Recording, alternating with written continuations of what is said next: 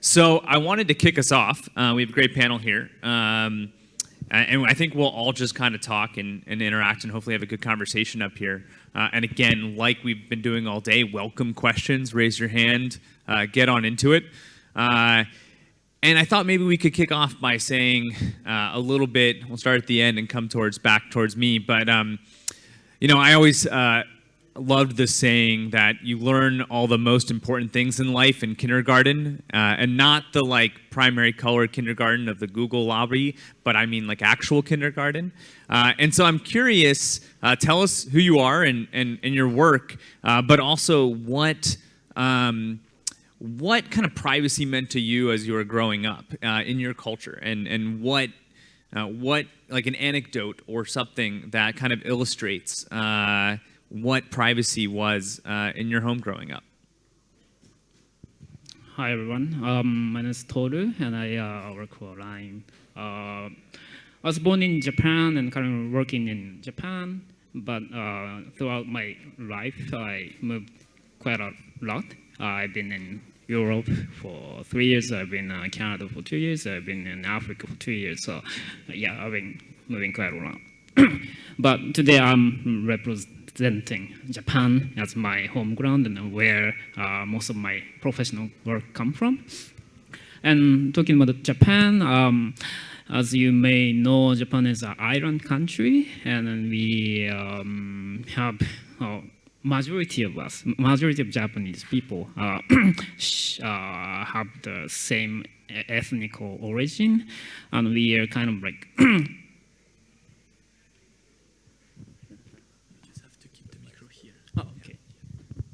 my voice was, I guess, too big. Yeah, and then, yeah, talking about Japan, we kind of had not too open compared to US or Europe. We kind of had not too open immigrant policy.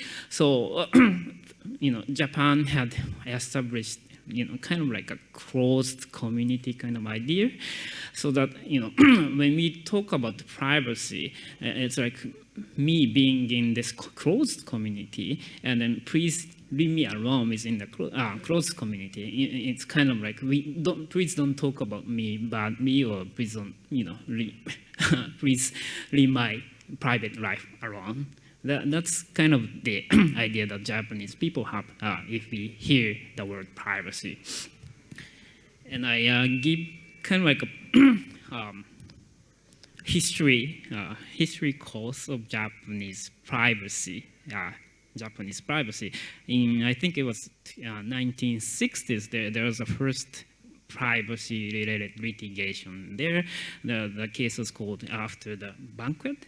The popular novelist, popular author writes about the affair between the restaurant owner and I think it was a minister, and that was there was a real model of this minister, and then he sued the author, and then eventually he won. But when this is like the beginning case of the privacy in Japan, and yeah, so often when we talk about privacy in Japan, we, in terms of context, we often tie with defamation issues, or maybe we tie with IP issues. Please don't use my pictures in your SNS kind of, or it could be related to rights, freedom of expression, maybe media writing about a celebrity or something. So that is how privacy is recognized in Japan. Well, traditionally and historically recognized in Japan. Well, my name is Nawaf.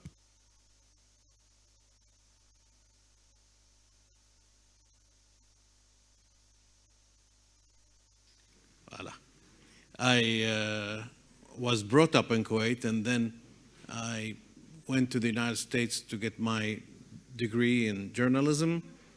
And then in 1986, I came to this country, a total of 20 years between journalism and diplomacy. I have represented my country in many meetings, and I know this hotel very well because this is a hub of the diplomatic hubs of the French capital. So I'm not an expert at all about the subject, and if I would talk about how privacy, I looked at it when I was younger, the privacy was mainly at home. And the home is always a private domain. So what happens at home doesn't go out. And any violation of that is badly looked upon. So the challenge when we were kids is because we have the community, we're like, where I come from, you don't take an appointment to go see your uncle. You just open the door, you go in, and you ask for coffee, and you expect to be served, and you can talk. And imagine, for example, my father went to buy a car, so he's going to dealerships. So everybody has an opinion, and he has to listen to all their opinions. So there was no, in that sense, there was no privacy, But in the Kuwaiti house, you have two parts. There's the part which is the private part where the family is, and then you have the diwaniyah. And the diwaniyah is where you meet people from outside of the household. And in that diwaniyah, there is nothing private. It's all public, and it's all opinions, and they don't care what you think. You have to listen to what they think. And so there was a balance in there. Also, you should take into consideration that it's a Middle Eastern, conservative, Muslim society. So the privacy also extended to how you deal with the neighborhood. So I remember when I was a kid, I'm not supposed to peek into the house of the neighbors because you're violating their privacy. And it's not a cool thing. When I was a kid, I'm not supposed to look at my neighbor's daughter, and say, hi, how you doing? No, there's nothing like that. You look away. So, because she was considered a private a subject. So, in that social context, the privacy, as you can see, is divided between a public and a private domain. But this is very societal situation. But I grew up in Kuwait when I was in the 1960s and a big part of the 70s. And we didn't have the media, we didn't have anything. We had one TV channel, and when it was humid, we would put on the Iranian TV, which had boxing matches of Muhammad Ali, which we couldn't get in Kuwait. We had the Iraqi TV. We look at it just for music. So that's it. It was very limited. And if you compare it to what the kids of today are experiencing, we were just really little in matter of communications. Thanks for that.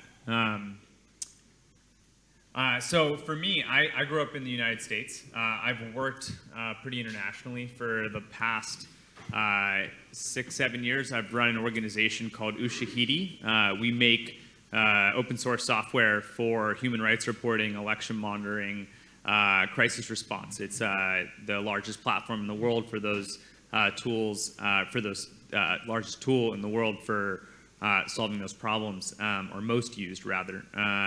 And interestingly, it actually came out of Kenya, so I've spent a lot of time there.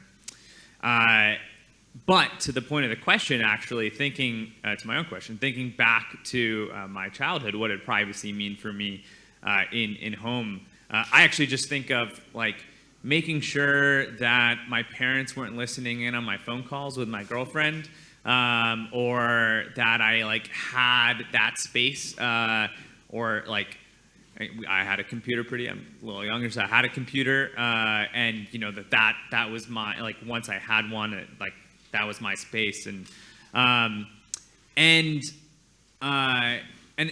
I thought about that and listened to you each speak too, I noticed how, like, starting in Japan, most of your answer was actually about, like, kind of the Japanese cultural whole countrywide version. You talked about the household, and I talked about the individual. Which I think is just kind of an interesting illustration, right, of like how we all answered the same question, coming from different cultural perspectives, which is the whole kind of point of this panel, right? And you want to draw with broad strokes, right? Like the American answered, I want individual privacy from my parents as a teenager. Which would probably be pretty, absurd in other cultures, that a child could imagine having privacy from their parents. And so I think that's interesting. And one of the reasons why I wanted to start with that question is because there's a saying by a famous and quite successful, although I disagree with most of his work, media entrepreneur named Andrew Breitbart in America, who had a saying that politics is downstream from culture. And while I don't really agree with most of his publications, he wasn't wrong. And essentially that belief 15 years ago is a lot of what brought into effect a lot of people believe kind of current day politics in America. But if politics is downstream from culture and policy is made by politicians and law is made in policy, then if we're talking about laws and regulations around privacy, you kind of have to back all the way up to culture, which I think is what makes some of this really rooted. And so I wanted to ask, what sort of insights, as we think about, as builders, as creators, of whether they're regulatory or technology, what are some of these core values of culture that turn into the architectures that we create? And so, Toru, you mentioned that you're in your bio that a lot of your work is privacy by design, and so when thinking about culture, how does that play into effect in privacy by design for you and at Line? Yeah, well, the word privacy in Japanese privacy, so we really doesn't have the Japanese counterpart word of the privacy. So in Japan, the word privacy is kind of like imported word. We built up the Personal Data Protection Act, I think it was in 2003 or something, which is based on the OECD and EU's Data Protection Directive. So, can I interrupt you? You said it's an imported word. Imported word. Yeah. Yes. So is there a direct translation then in like kanji or no, for privacy? Privacy is privacy. In so it's just It's like So how would you say it then if it's not? Yeah. Is there this is one of my following questions, but how does language then describe these ideas? Is it really just saying like, even in the language, is it coded that this is a foreign concept? Yeah, so when talking about Japan, it's like, right to be alone kind of the idea was the basis of the privacy. That's kind of inherited idea underneath the privacy. But since we imported the word privacy, I think, and also after we established Personal Data Protection Act, I think we brought into the idea of, I think in the previous panel someone mentioned, but that right to control my own data kind of idea. So I'm missing my point. No, this is great. Yeah, I like it. So in the private, like as you're designing these systems, it's really coming towards the ability to manage your own data is what you're trying to enable. Yeah. When I'm involved in the privacy activities in line, and in line we have basically three functions which work on like privacy. One is privacy analyst part, which I belong to, and then that part is in charge of like or analyzing not only Japanese law, but EU laws or this CCPA or what's happening around the world. Not only the laws and regulations, but we also see the news, or we also see the litigations on what's happening, because that we think is what people are interested in, and that's what we are expected to do. And yeah, so that part is the analyst part, and then that part is also in charge of like educating the employees, educating the management people, so that we go to the right direction. Mm-hmm.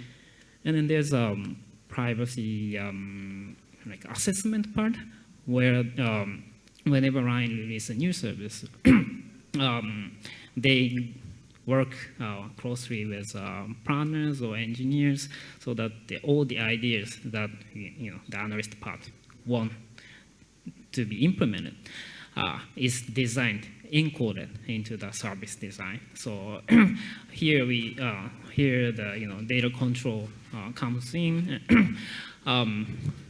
Whenever the service takes the personal data, then we assess whether data is minimized, whether it's the legitimate purpose, and then whether we have the enough control, and whether we are transparent.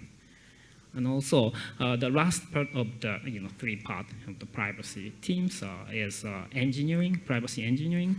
And that part is in charge of the implementation. So they comes into the build up services and see whether the necessary safeguards are implemented. Like the easiest case is whether the data is encrypted or not. So that's how we implement the privacy into the services. You can easily see that we come from two different worlds. Exactly. Completely. I mean, what you're describing, I cannot find it anywhere in my part of the world. Now, if you allow me, we have constitutions that are, if I know, and one of them is a constitution of my country, which states that privacy is important, should be protected, and whoever violates this privacy would be punished by law. But it stops there. The problem is privacy hasn't been an issue until this technological revolution came to knocking on our doors. So basically, you were talking about the peeping Tom. You were talking about somebody who would go and look into financial issues. These would be punished by law. But in the digital age, we are way back there. There's no watchdog. There's no mechanism to control all these things, and the laws are very vague. It's true that there are now some communications commissions, but they're after the big issues. It's not about the personal privacy that they're after. Yeah, one of the things, as you're talking about the financial data, right? I was thinking about actually how I met Intertrust and Talal back in the days. I was working on a product back in 2011 that was trying to essentially, and this might seem crazy to this room, but allow people to manage their own personal data and then have an exchange with the advertisers and those who wanted to use that data and share in the revenues. and we tried to get people to understand that concept back in 2011, and the response was just blank faces. So we were a little early on the curve. One of the only people that understood what I was talking about was Talal, and so we became really good friends. Yeah, exactly. It worked out. But actually, yeah, exactly, right. It just took, democracy getting challenged, and then for people to catch on. But as we one of the things that came out of that was ended up writing a paper with the World Economic Forum where we talked about personal data as the next oil. And specifically, it was being referred to as like the next biggest industry in the world back in 2011, which hadn't really, now it's kind of obvious. And it was pretty obvious back then, but it wasn't thought of as data as personal data as the next oil. It was really, that search or the internet was going to be, right? It was different language, and now I think people really are realizing, it's the personal data that's driving this. And anyway, I was thinking about that financial data because the one way we managed to convince people back in 2011, other than those really well-known, well-versed people, was to explain, well, would you show your bank account with everybody and show every transaction you made? This is pre-Venmo for you Americans. That threw me in. I still don't really get why anyone would publicize Venmo, but learned that as well. That people, but point is that that was one thing where people were like, no, I don't want people to see that. I don't want people to see what I'm getting paid. And when you start to then convert and now understand that your personal data is in fact a currency that's being used in an exchange all the time, that's where people start to pay attention. And that's kind of the one area where I've seen people begin to kind of click on. And for love it or leave it on cryptocurrencies, I think that's actually opened a lot of people's eyes just at the consumer level that there can be currencies that aren't just the paper dollars in your wallet as much anymore. And of course that can be tied to something like your personal data. So that I think, I was just kind of thinking back to when it triggered that idea around financial data. If you allow me, when I was living in the States, I remember something that was shocking for me, because people would openly say in their social circle, well, I make 50,000 a year. I mean, you try to ask a Frenchman, how much do you make?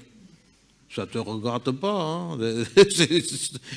It's not your issue. Don't look at me. Yeah. Don't ask. But the Americans were more open about the financial information than the Europeans. Yeah, just don't ask anyone who they voted for. Ah, okay. That's maybe where the French won't tell really you. The French won't tell you who they voted for. Yeah.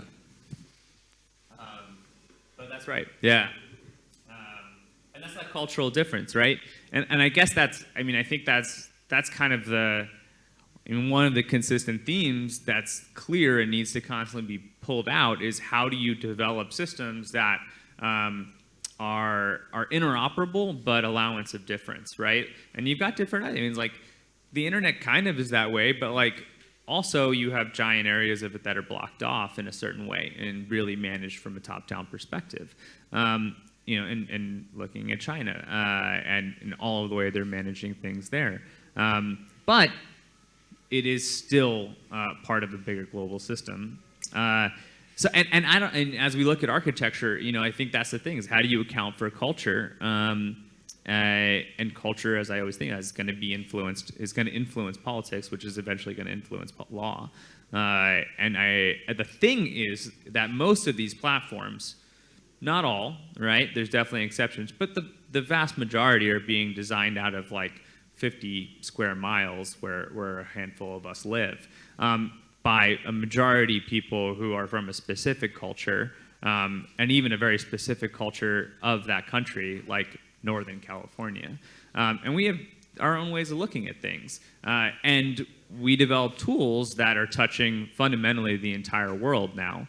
And if you look at it at the operating system level, like really pretty much everybody of the phones, right? And so a handful of folks are able to really dictate a lot of power. And the culture that they're embodied in is going to really influence that. Just the fact that privacy isn't a word in Japanese or wasn't necessarily is going to dramatically change the way someone thinks about it. And so that is very interesting to me. And I'm curious how that's going to play out in the future. Yeah, I wanted to maybe open it up for any questions, unless you guys have anything else you wanted to add. Yes, Yeah, I'd like please to go add for it. one thing about the cultural differences. I mean, don't take Kuwait as an example because it's one of the advanced countries in the Middle East. But if you go to less developed countries in the Middle East, they really think that it's fantastic that they put Air France and the next day it comes up popping in their face that you can go to London for this much. So when you have nothing, really, you don't mind. It's when you have something that you want to protect, which you become more zealous about protecting this It's an important privacy. insight, yeah. But when you really have nothing, you don't have money, you don't have any ideological line that is dangerous, you pray 5 times a day, you earn your salary and then you spend it on your children. Wow. What do you care? I mean, how relevant is that to these people? Yeah, totally. Yeah, I helped to start a business called Brick, which and the big insight with Brick was it offers the internet to the mission is to bring the internet to the next billion people who don't have it, predominantly on the African continent. And the main insight there was that for 70% of Africans, watching a 5-minute YouTube video is a full day's wage in data cost. So the idea that you're going to get anyone to, in the next few years, that you're going to get those people online by just dropping incrementally the cost of data, even looking at that slide earlier, it's massively, even if you weren't doing price, right, if you're just doing it at wholesale prices, it's still way too expensive. And so the big insight there was that most people don't have money, but they have time. And I think that's a very good insight, is if you don't have anything, you're not too worried about it, and you're just, it's like, well, then you're willing to give it away. So we have a few more minutes, but I wanted to open up the conversation to anyone, see if anyone had any key questions. Yeah, Ron. My question was for Toru. I was very intrigued by your description of how Line follows a privacy by design. And I wanted to understand a little bit more about how that came to be. Is it sort of just in the DNA of the founders, or I mean, it's very admirable and it's the exception clearly rather than the rule elsewhere in the world. So I was just curious to know a little bit more about how it came to be. Let me introduce our Chief Privacy Officer down there.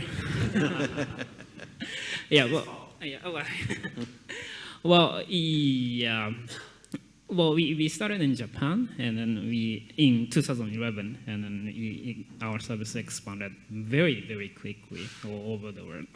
Right now, mainly it's our main users come from Asian region, where in some countries they have like privacy-related laws and regulations, but in some other countries they don't. But before, 4 or 5 years ago, we also had a big boom in here in Europe as well. So at that time, we all of a sudden we know that you have like a strong laws and regulation in terms of privacy, and the way they think is the way they think about the privacy is very different. It's very the root of privacy is from the human rights. I think you mentioned in them. So That's how we started the new privacy approach. Yeah, he's nodding, so I think that's a wrong answer. But yeah, so as as the mobile application provider, once the app is uploaded into the Google or Google or Apple, then essentially anyone from the world can download it and use it. So we try to be as friendly as possible, I guess. Yeah, and then when we are analyzing each privacy rules and regulation in 100 some countries, we kind of noticed that the things that each law is saying is not very different. If we cover, let's say, Japanese PDPA fully, then I think it's going to cover 80% or 90% of Bahrain's PDPA. So we think it's kind of it's for us it's a lot easier if we choose to say our service is Japanese service, so we in compliance Japanese law, that's it.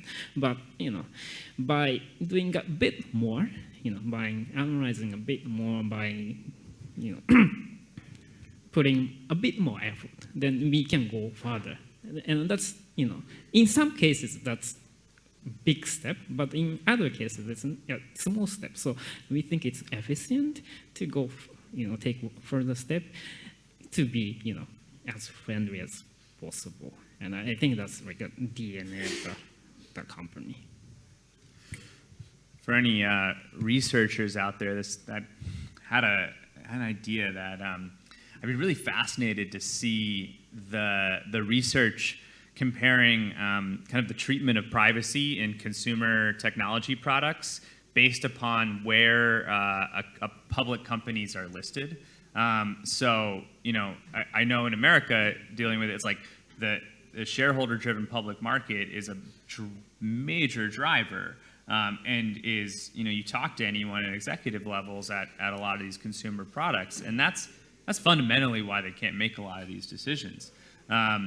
But if you look at, Line's not listed on the NASDAQ or in the in your head. And there's different laws that Germany has stakeholder capitalism structures. I'd be very fascinated to see that if anyone would be so obliged. I'm curious by a quick show of hands whether people believe, whether you believe that you can have a privacy by design consumer technology product and be a profitable business at the same time. I'm aware, but I'm seeing.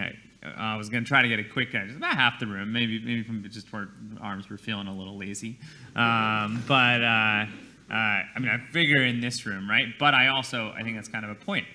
From Quick Judge, it was a lot of people that may not be from specifically our neck of the woods where most of these consumer products are created, but also who predominantly run on an advertising business model, which is the nice way of saying a personal data exploitative business model. And so I just want to say I really look up to Line and other businesses that have managed to pull that off. Netflix was mentioned earlier, and there's lots of different some out there. But it impresses the heck out of me because that, having been in that space, that drive, the ease, the rails that have been built to do advertising direct to consumers is extremely easy. So anyone fighting the good fight deserves a lot of credit.